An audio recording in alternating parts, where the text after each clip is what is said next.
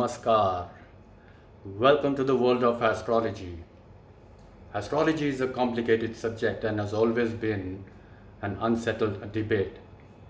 In this channel, we will study the rules of Vedic astrology, which primarily uses the sidereal zodiac, where the stars are considered to be the fixed background against which the motion of the planets is measured.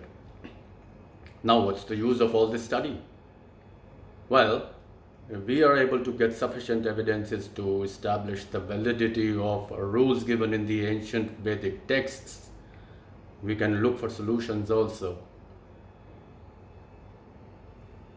In Vedic astrology, we use different methods to shift the way our aura resonates. This helps in changing our thinking patterns in a positive way. As a result, the person gets a greater ability to solve problems and fulfill desires. So today, I'll tell you what a birth chart is and how to read that birth chart, also called the natal chart. Your natal chart is a snapshot of the sky at the moment you were born. That's the time when we actually come in direct contact with the energies of the universe.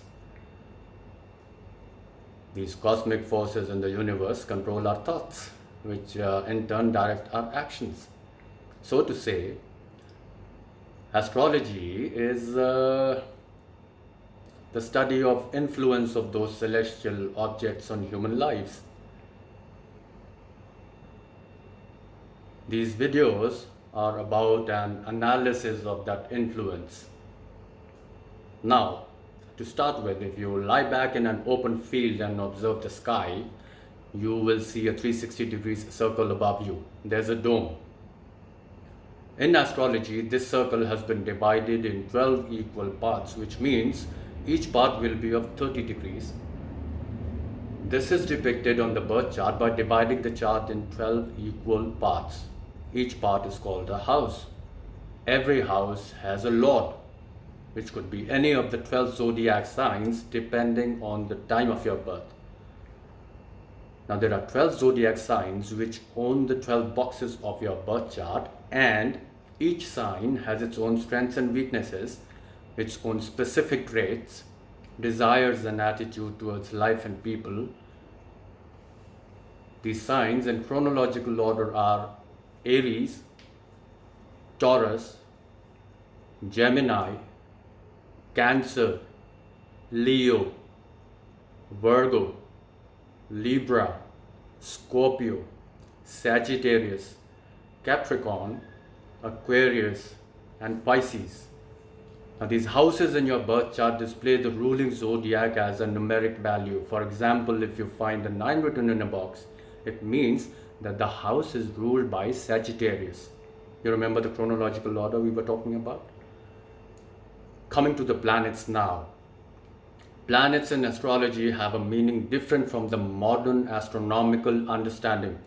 Each planet has its precise function in the natal chart and represents a specific energy. The planet's effect is influenced by the sign, the zodiac sign, which it occupies. These planets are Sun, Moon. Well, Sun and Moon are considered to be planets in astrology.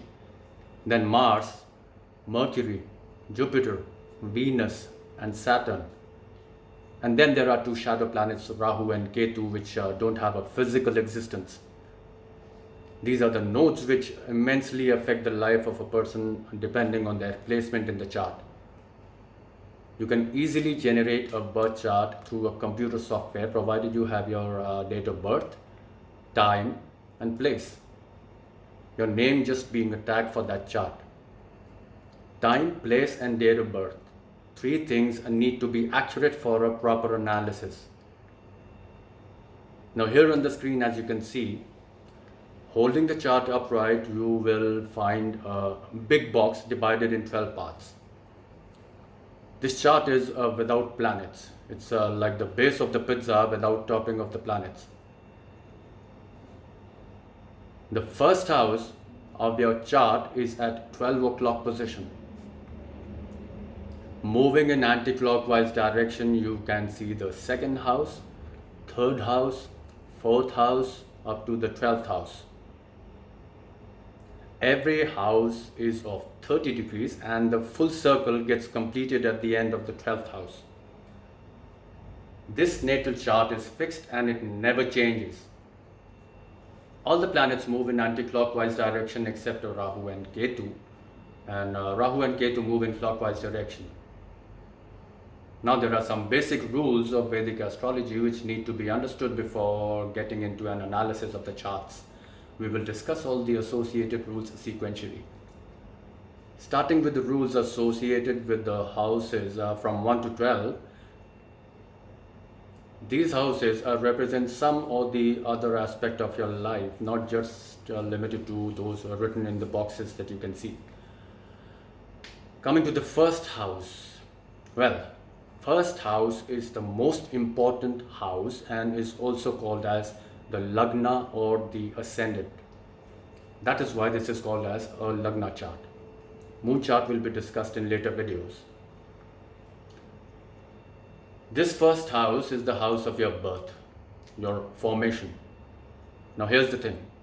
Your first house represents the start, your soul, your personality, in fact your whole constitution, your appearance in the outer world, not your image. Your image is seen from the Arudha Lagna, which will be explained at an advanced stage. Your face. Now this face is not literally your face, but your complete structure.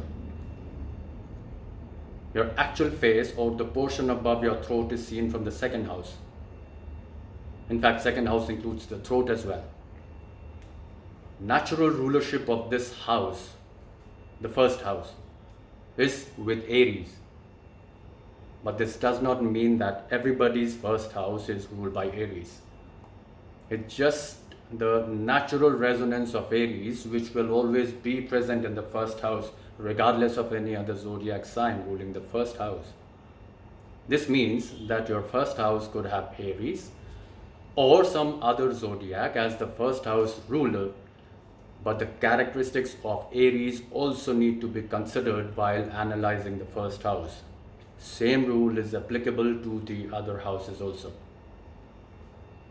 Second house. Second house represents your wealth. Not the wealth that you earn, but the one which you save, meaning your assets. Then your speech is also seen from the second house. Your family, your left eye, throat, in fact your teeth also. It also tells you about your childhood, how good or bad it was. Natural owner of this house is Taurus. Third house. Third house represents your courage, valor, then communications, and short trips, meetings, messages. Then your siblings, your left ear. Natural owner is Gemini. So as you can see that for the houses, all the rulers are in chronological order. Coming to the fourth house represents your mother, maternal uncle, scents and perfumes, jewelry, your home and comforts at home, clothes, big cars, cattle, real estate, also your ancestors, your paternal wealth. Natural rulership of this house is with Cancer. Now the fifth house. Fifth house represents your brain, your stomach, your middle school education. Also represents astrology at middle level. Higher education is seen from the ninth house in fact. Fifth house also represents progeny. The first conception is seen from the fifth house, second is seen from the seventh house, and the third is seen from the ninth house. Then creative art and fine literature is seen from the fifth house. Fame. Natural owner of this house is Leo. Getting to the sixth house. Sixth house is the Ripu and Rog Bhava. Ripu meaning enemy, Rog means disease. So the sixth house represents diseases, wars, sins, fear, insult, court cases, enemies, servants. Deaths are also seen from the sixth house. Now the seventh house. Seventh house is exactly opposite to the first house. It's 180 degrees from the first house. So if the first house represents self, seventh house becomes the house of others. More importantly, your closest other. Closest other is your spouse.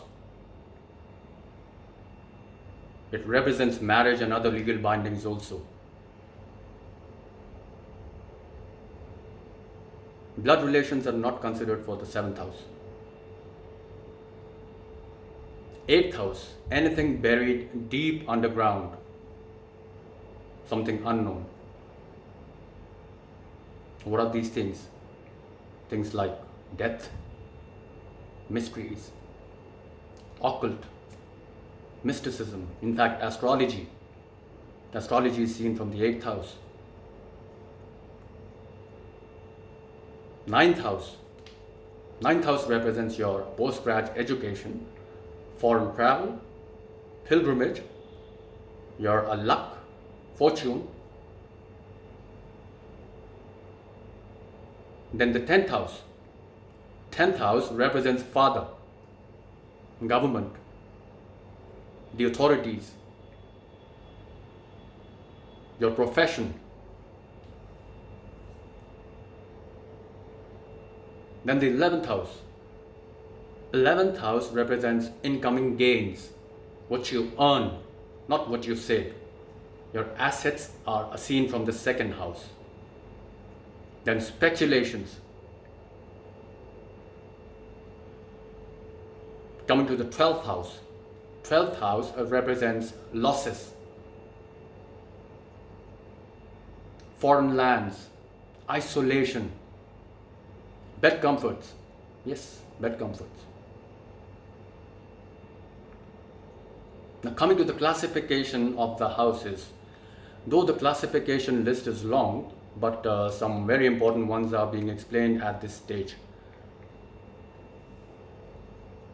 House numbers 1, 5 and 9 are called the Dharma houses. These houses are also called Trikon or the triangular houses.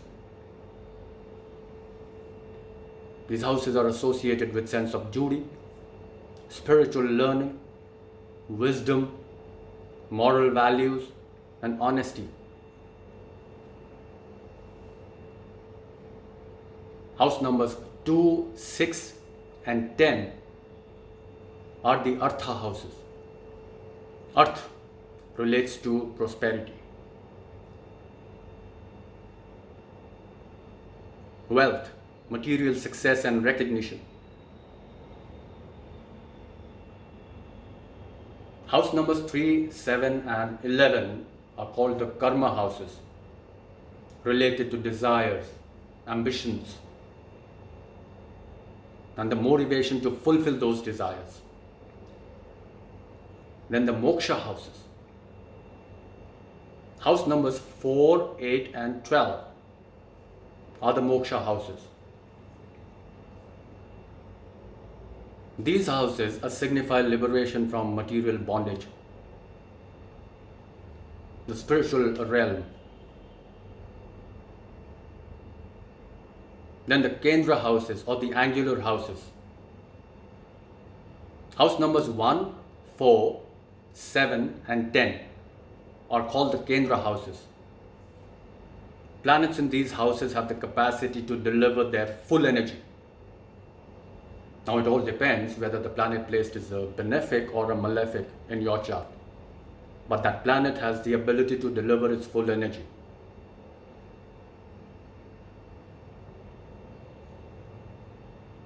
Then the Upachya houses.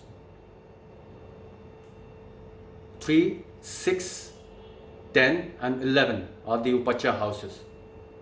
These houses improve with time, they grow with time. Planets placed in these houses become better as and when the time passes. Then Dushtana houses, also called the trick house. These are the houses 6, 8 and 12. These houses represent sufferings, misfortunes, sorrows and difficulties. And then the Marak houses, 2nd and the 7th house, these two houses are called the Marak houses. These houses have the ability to cause death or diseases.